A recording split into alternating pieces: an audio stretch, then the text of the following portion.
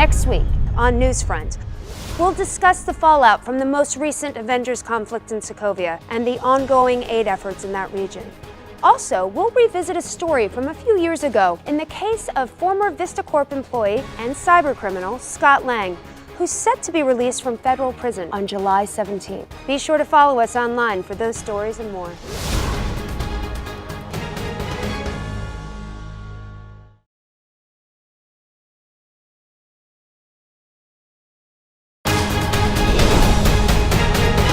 Thanks again to my panel and the UN representatives from Sokovia. The issue of more government control and transparency when it comes to our superpowered citizens is going to continue to be a hot-button topic, especially in the wake of what we all saw happen in that part of the world. Now we revisit a story from a few years back, the case of cybercriminal and self-proclaimed whistleblower Scott Lang, a multi-million-dollar robbery that took place at San Francisco tech giant VistaCorp. As some viewers may remember, the former VistaCorp employee, Scott Lang, was convicted in the burglary and made headlines for his choice to funnel a majority of the stolen money back to VistaCorp customers. Now, after serving just 3 years of a 5-year sentence, Lang is scheduled to be released from San Quentin on July 17th. Lang made multiple claims against the industrial giant, stating they had been robbing their own clients of millions. However, an SEC investigation found no proof of these allegations. I'll be bringing you the first interview with Scott since his conviction. He'll join us live from San Quentin before his scheduled release next week. Be sure to follow WHIH right here and online for more of this story. I'm Christine Everhart. Thanks for watching.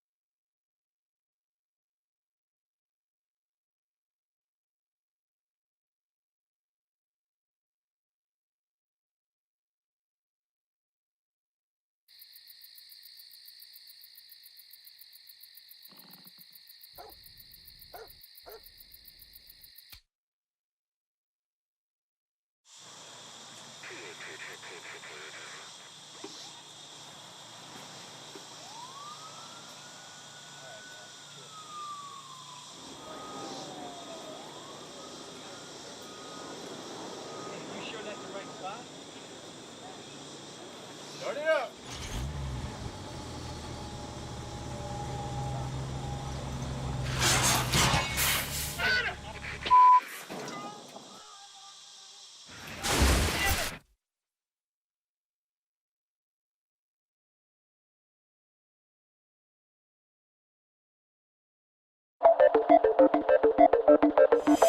Mr. Cross, thank you very much for sitting down with me today. You have worked at Pemtech your entire adult life. You might say I was drafted in the first round. After graduating from MIT at 20 years old as valedictorian, correct? Well, they don't draft the stupid kids first. So what drew you to Pemtech? Research, way ahead of its time. But what truly blew me away was what I found in Pemtech's cold storage. Archives of abandoned projects and suspended R&D. Sometimes the past just needs a fresh set of eyes. Since you took the reins at Pemtech, it has become highly profitable. And we're very proud of that. But Pemtech has yet to roll out a single new product during your time as CEO. Is there a question? Simply, How does a company stay profitable without new products and advancements? PIMTech's shareholders are very happy with the movement of our current projects and our strategy to stay heavily invested in futures tech. And I'll also say to the people of San Francisco and the world, they can plan on PIMTech unveiling a new venture this summer that I think they'll find astonishing. We all know Dr. Pym is a legend in the tech community, but he's associated with another kind of legend, his rumored involvement with the government and specifically SHIELD. Is that the history you were alluding to earlier? Hank has lived a very colorful life, to be sure. And as for the SHIELD rumor, well, it's quite a rumor. Do you have a response to those who say you pushed Hank Pym out of his own company? Am I speaking to one of those people right now? I'm not making any accusations, but as I'm sure you know, some people have. Hank Pym was my friend and mentor, but mentors are meant to nurture their protege's potential, not stunt it. The business world can be a harsh place filled with difficult decisions. I was hired because of what I could bring to the company. That's where my loyalties lie. No one is better suited than me to take PIMTech to where it needs to go. And where are you taking it exactly? Looks like that's my time. Many thanks, Darren. We will all keep an eye out for that later this summer. Please do. We plan on keeping our word.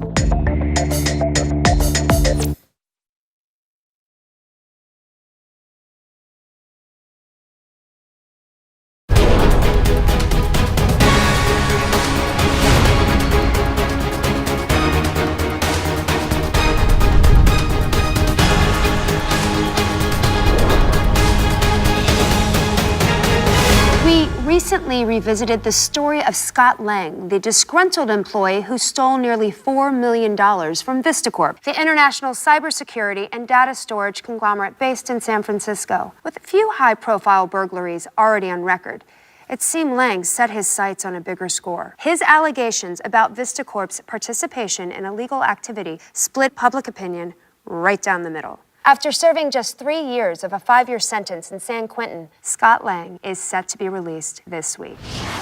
Now, in his first interview since his incarceration, Mr. Lang is standing by via satellite. Sorry, it looks like Mr. Lang is just joining us now. One thing we do need to mention, VistaCorp does hold a controlling interest in this network's parent company, but they have not been implicated in any wrongdoing. Mr. Lang, how are you? Well, I'm still in prison, so, bad. But I'm out of here pretty soon, so that's good. Scott, your story is well known, but let's revisit the details. You broke into the home of your former boss and stole $4 million. No. I actually refunded $4 million to customers VistaCorp was stealing from. I mean, or maybe a bit less than $4 million after service charges.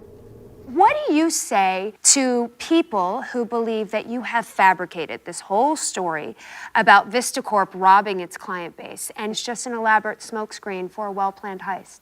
What? Look, where do you people get your information, huh? What kind of news organization is this? Oh, no, that's right, yeah, one that's owned by VistaCorp. Mr. Lang, with all due respect, WHIH has been covering global news in detail for the past 2 decades. From the recent security breach at SHIELD headquarters to the earth-shattering events in Sokovia. I reported on Tony Stark in Gulmira, and believe me, you're no Tony Stark. Thank God. For someone with such a noble agenda, you went out of your way to destroy some personal property. Well, I felt it was important to really conduct a test. I have heard that those cars are waterproof. Oh, really? They're not. You seem very unrepentant, Scott. I mean, you can see why so many of us have trouble believing your side of the story. Yeah, so many of you that get paid by VistaCorp. I'm getting tired of your biased accusations. You know what, maybe I made a mistake, but I'm in here paying the price. Every step of the way, my name's been dragged through the mud by the media, and now I'm locked away from my family, and I'm the only one that's facing any consequences. That is pissing me off! Well, I think we've lost him. We would like to thank Scott for taking the time to speak with us today. A shocking conclusion to my interview with Scott Lang, the mastermind VistaCorp cyber thief, who is set for release on July 17th. I'm Christine Everhart, and as always, thanks for watching Newsfront.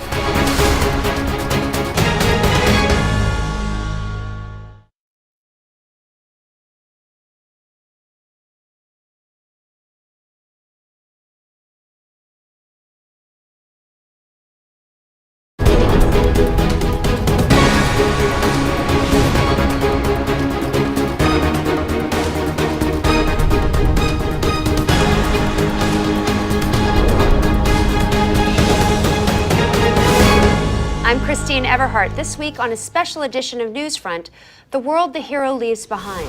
What is the final cost of intervention from groups like the Avengers? Who do they answer to in the wake of their actions? Joining me on the program is political correspondent Will Adams. Thank you for being here, Will. Thank you for having me, Are Christine. you scared?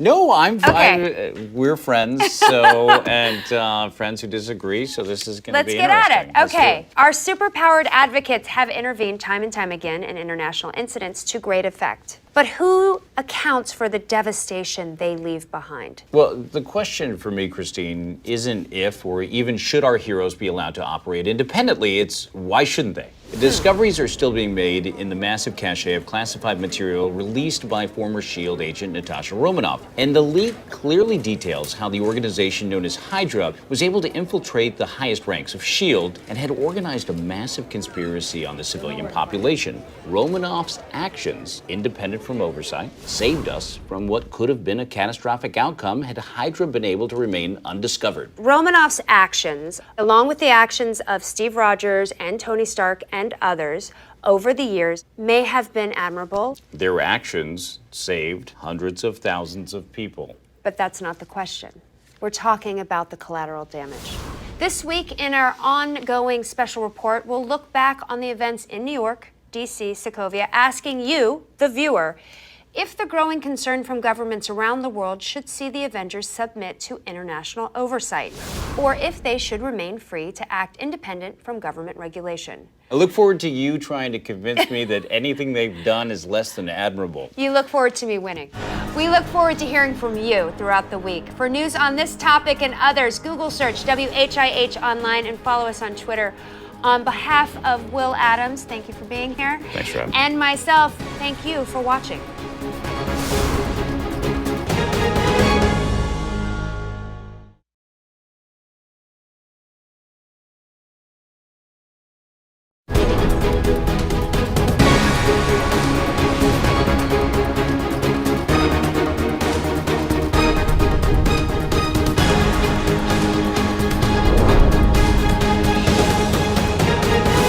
Hello, I'm Christine Everhart. I'm Will Adams. Superheroes like Steve Rogers and Tony Stark routinely leave behind considerable and costly destruction to property during the course of their various exploits. We decided to ask you, the viewer, whether or not there should be a special tax to pay for damages these heroes caused during what Christine described as exploits, but I refer to as the times they saved us all. But the question remains, should the financial responsibility fall on the people causing the damage, or the citizens who are left to pick up the pieces? Yes, you all need to decide whether or not you'd rather pay more taxes or be alive.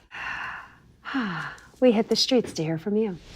I don't have a cool shield or a flying suit of armor, and I can't fight, but I can clean up. They put their lives on the line to save us, and not a lot of people would do that. They do a lot of good, but innocent people had to pick up the pieces. Tony Stark's got enough money to fix New York 10 times over. Obviously, they should pay for it.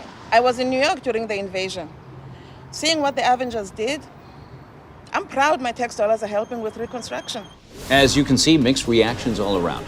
This has been a special report from WHIH. For news on this topic and others, Google search WHIH Online and follow us on Twitter. I'm Will Adams. And I'm Christine Everhart. Thank you for watching.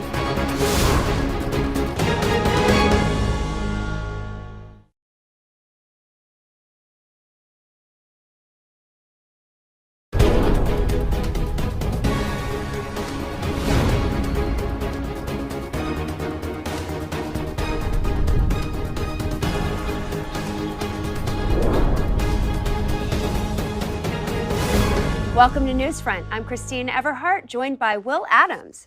Good to be here. Hello. Hi. How are you? Welcome. Thank you. The financial cost of the cleanup effort in Washington, D.C., New York City, and Sokovia has crossed the $1 trillion mark. Critics and politicians, both domestic and internationally, suggest Steve Rogers, Tony Stark, and others bear some of the responsibility for the massive destruction and mayhem, and wonder if there is a more strategic plan to better manage their response for potential future events. Will Adams. Yes. Where does the White House stand on this? And is the president favoring a particular side of the issue? Well, so far, the Ellis administration has been careful not to publicly express a viewpoint as of yet. But today, President Ellis was on hand to commemorate the massive cleanup effort in Washington, D.C. following the destruction of the SHIELD headquarters. And he made a point of singling out the heroic deeds of both Steve Rogers and Sam Wilson during the situation. The White House has always been very clear that those responsible for that incident have been neutralized thanks to Mr. Rogers and his colleagues. Honestly, Christine, I've got to say that I definitely agree with him. I mean, sure, collateral damage is a problem that we can't ignore, but it's so much better than the alternative. There are reports that the president has recently met with retired General Thaddeus Ross to discuss a potential appointment. Ross has experience in dealing with superpowered beings. The matter of superheroes is far from a simple issue. Certainly not as simple as superheroes are good and unimaginable threats are bad, and that's what you're boiling it down to. That's not what I'm boiling it down to, but go ahead, continue. It goes without saying that Captain America and others have been effective in many regards, and you can't deny that. I don't agree with you. You have to remember, President Ellis is first and foremost a politician.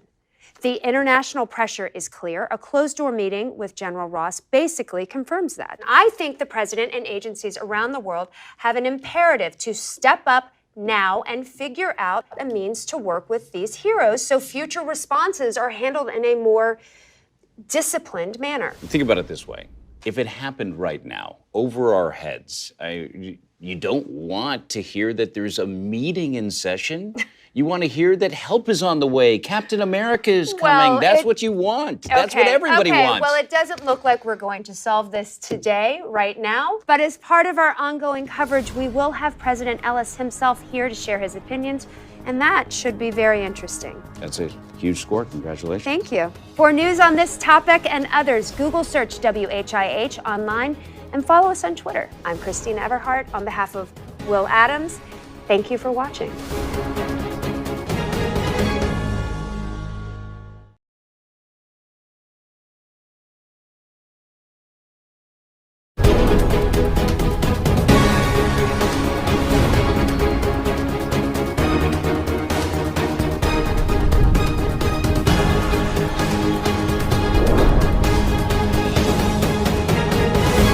I'm Christine Everhart. And I'm Will Adams. From New York to Sokovia, we have witnessed a series of catastrophic events that have threatened the safety of the entire planet. While these crises were resolved as a result of the noble actions of Steve Rogers, Tony Stark, and others, cities like Johannesburg, Seoul, and Washington, D.C. are still on the mend due in large part to the tactical response of these heroes. President Ellis has yet to weigh in publicly on the matter, but he recently appointed formerly retired General Thaddeus Ross as Secretary of State. And now, joining us from the White House to discuss General Ross's nomination and more is President Ellis. Good evening, Mr. President. Thank you so much for joining us. I know you're a very busy man. My pleasure to be with you. Increasing numbers of world leaders are calling for oversight of the Avengers, especially in light of recent events and sensitive data being leaked to the public. Simply put, what is your position on this? We've experienced a series of grave events that have had severe repercussions. I am completely sensitive to the fear and concern that creates. But at the same time, I recognize what men like Tony Stark, Steve Rogers, and others have done in the face of these attacks. Mr. President, Will Adams here. I definitely agree with you. Their actions have exemplified valor and self-sacrifice. Isn't it essential that our heroes be able to maintain their independence? Well, my appreciation for their efforts shouldn't be misconstrued as a blank check. The Avengers need to collaborate with governments around the globe. That's why my administration is exploring ways to create an official relationship with these heroes. Are you hoping that as Secretary of State, General Ross would be able able to facilitate these negotiations? The general is no stranger to these types of incidents, and he has long-standing relationships with many of these heroes, and was instrumental in spearheading the response to the emergencies at both Culver University and Harlem. He served this country with distinction for several decades, and I believe he can work with our allies abroad and alongside these heroes. We're certainly all waiting to see what the outcome will be. Thank you very much for joining us, Mr. President. Thank you, and God bless America. I wouldn't mind hearing from our heroes directly, as they're the ones who have seen firsthand what government oversight can lead to. I can't believe I'm about to say this, but I totally agree with you. Yes, let's get Tony Stark in here. Tony Stark. It's probably more difficult to get than President Ellis, unfortunately. I would take Captain America as well. Really interesting stuff here. Thank you, as always, to Will Adams. And again, thank you very much, President Ellis. For news on this topic and others, Google search WHIH online and follow us on Twitter. I'm Christine Everhart. On behalf of Will Adams, thank you for watching.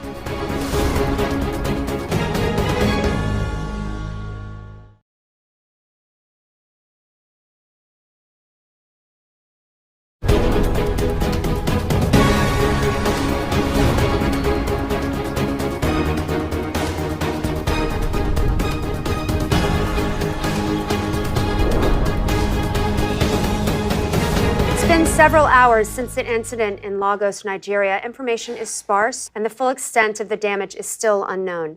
Newsfront correspondent Jackson Norris arrived in Lagos moments ago, and he joins us now. Jackson? Christine, I'm a few yards away from where the conflict took place. It's still chaotic. Several witnesses are confirming that members of the Avengers and unknown combatants were here at the time. Now, Jackson, which Avengers were there exactly? Tony Stark? Captain Rogers' involvement has been mentioned and corroborated. Some accounts indicate Sam Wilson and Natasha Romanoff, but nothing else definitive at this time. Do we know why the Avengers were in Lagos? What threat initially brought them there? Will, that's still unconfirmed. There was also an incident at a military compound. Local media speculation is pointing towards former SHIELD agent and now mercenary Brock Rumlow. Well, given the extent of Rumlow's crimes, are you thinking he was the Avengers' likely target? Again, it's hard to say. Okay, I'm sorry, just Jackson, let me interrupt you. Breaking news in from Washington. We now go live to the White House, where President Ellis is speaking. Good evening, ladies and gentlemen. I've just been briefed on the developing situation in Lagos, Nigeria. Secretary Ross has contacted their president and assured him that we will do whatever it takes to support our friend and ally. It is crucial that we unite and stand together to ensure that peace and security prevail over chaos and fear. In the coming days, my administration will work directly with the United Nations to find the people responsible for this catastrophe and hold them accountable to the full extent of the law. With courage and with compassion, the international community will help support Lagos during their time of need. Thank you, and may God bless. Well, that was President Ellis moments ago live from the White House, issuing a very strong statement about the Avengers. Now, Christine, where you heard a strong statement about the Avengers, I heard President Ellis saying that we need to rally with our allies to support the people that are trying to protect the planet. And that is the Avengers. That's who we need to actually look to protect us in situations like this. Well, clearly, and there's still no proof. No. Listen, just one moment. There's still no proof that this situation would have been avoided if the Avengers weren't there. In fact, the outcome could have been way worse. Should our superheroes report to the government? Let us know by Google searching WHIH online and follow us on Twitter. I'm Christine Everhart on behalf of Will Adams. Thank you for watching.